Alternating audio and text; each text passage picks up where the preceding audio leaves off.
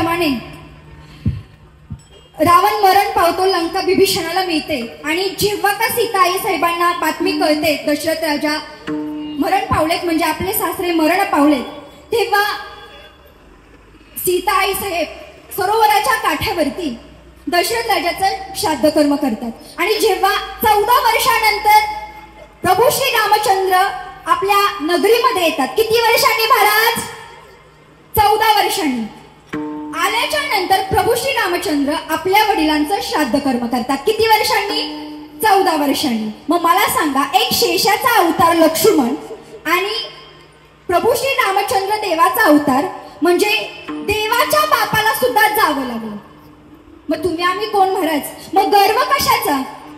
म्हणजे माणूस जन्माला आल्याच्या नंतर माणसानं गर्व करू नये, कारण सगळं काही इथंच राहणार आहे, फक्त माणसाचा जो असणारा स्वभाव आणि माणसाची असणारी वागणूकच माणसाची शेवटची ओळख ठरते। त्यामुळं गर्व कधीच कुठल्या गोष्टीचा करू नये।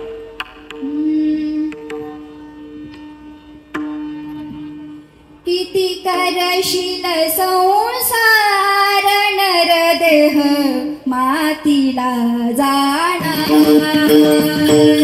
किती करशील संसार नरदेह मातीला जाणार, किती करशील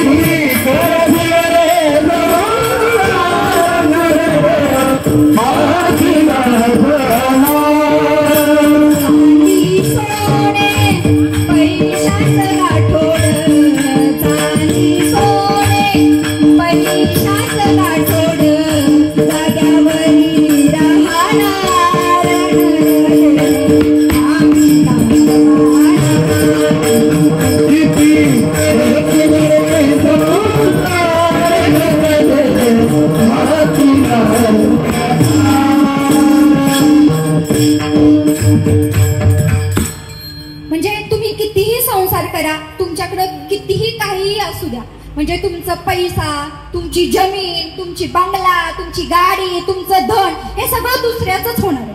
म्हणजे माणूस जन्माला आल्याच्या नंतर माणसाच्या अंगावरती कपडे नसतात आणि माणूस मरताना दुसऱ्याने घेतलेले कपडे अंगावरती घालून जातात। मग गर्व कशाचा महाराज? म्हणजे आपलं इथं काहीच नाही।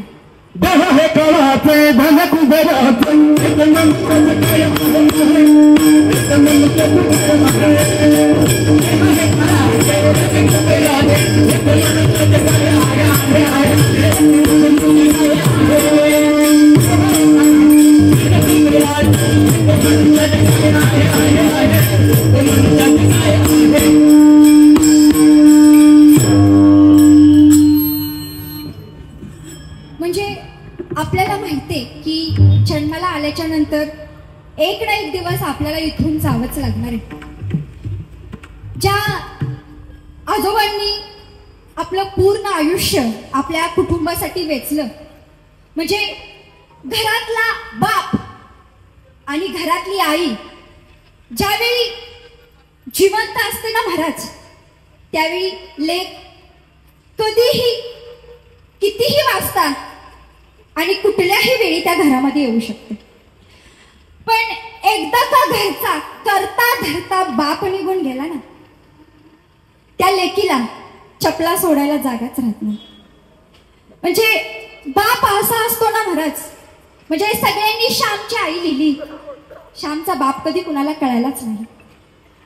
बाप तो असतो की पडद्यामागचा कलाकार असतो। बघा ना, आपला जन्म झाला तरी आपला बाप कष्टच करत होता, आपला शाळेचा खर्च आपल्या बापानेच केला, आपण मोठे झालो, मोठे झाल्याच्या नंतर आपण नोकरीला लागलो, पहिला पगार घेतला तरीही आपले आईबाप कष्टच करत होते, आपली लग्न झाली, आपल्याला मुलं बाळ झाली तरीही आपला बाप कष्टच करत होता। करी जोडी लेकुनाचे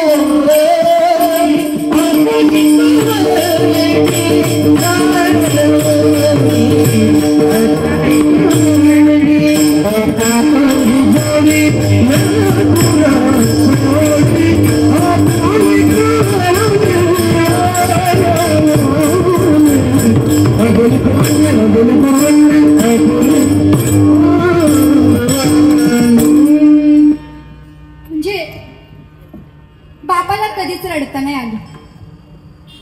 बापाने सगळं केलं कुटुंबासाठी, सगळं सगळं सगळं केलं, पण बाप कधी कुणाला कळलाच नाही. आपल्याला पोरं आहेत, पण आपण ज्यांची पोरं आहोत त्या आई बापाचं काय.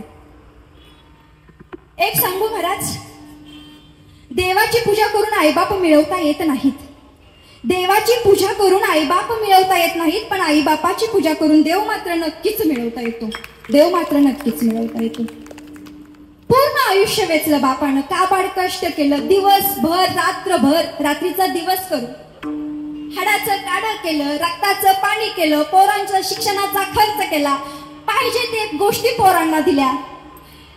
लेकीला 4000चा ड्रेस आणला, पण लेकाला 400 रुपयाचा शर्ट आणला. फटक्या कपड्यातला आपला बाप असू द्या गड्या. दिवाळीला सगळ्याला कपडे आणल, सुनाला साडी आणल, म्हातारीला लुगडं आणल, नातवंडाला कपडे आणल, पण स्वतः मात्र दिवाळी फाटक्या धोत्रातच करल तो बाप असतो. आपला बाप ना आपला बाप फक्त जिवंत असला पाहिजे महाराज. आपला बाप फक्त उंबऱ्यामध्ये ना जाग्यावर बसलेला असू द्या, पण आपल्या उंबऱ्यात पाहिजे गाड्या.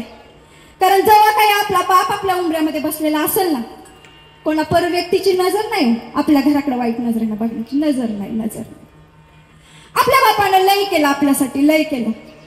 ज्यावेळी बाप दिवसभर शेतात काबड कष्ट करायचा आणि घरी यायच्या टायमिंगला तंबाखू खायची इच्छा व्हायची बापाची, आणि तंबाखूची पुडी घ्यायला किराणा मालाच्या दुकानात जायचा, 50 रुपयाची खिशातनं नोट काढायचा, आणि ज्या वेळेस ती तंबाखूची पुडी घेणार तेव्हा त्याच्या लक्षात यायचं माझ्या ताईडीनं मला खाऊ आणायचं घेतलाय, आणि तीच 50 रुपयाची नोट त्या किराणा मालाच्या दुकानदाराला म्हणायचं की दादा ही तंबाखू माघारी घ्या बरं, ताईडीनं खाऊ मागितलाय, खाऊ द्या त्याचा खाऊ.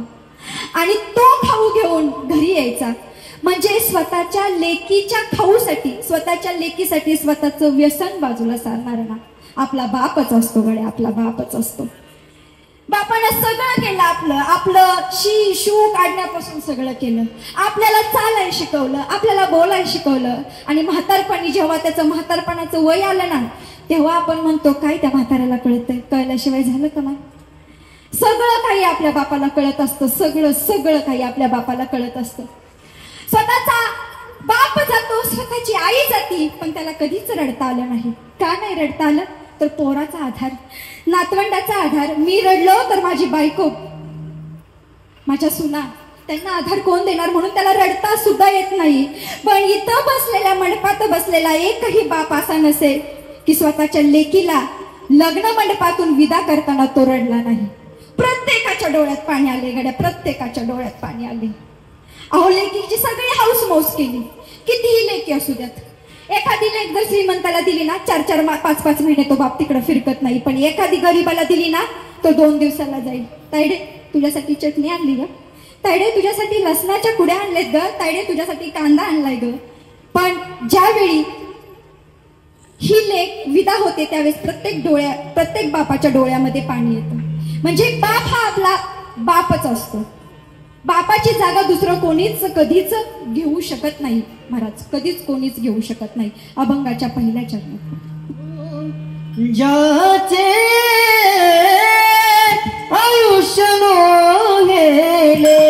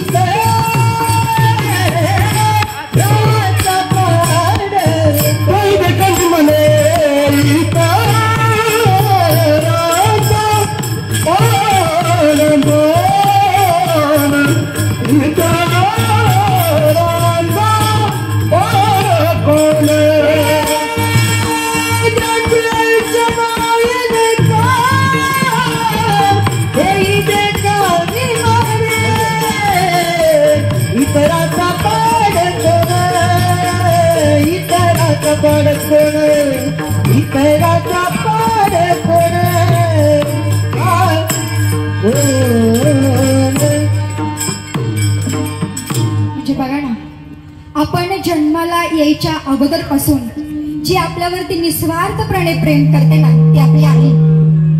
आणि आपण जन्माला आल्याच्या नंतर स्वतःपेक्षा जास्त प्रेम आपल्यावरती करतो ना, तो बाप. म्हणजे आपल्या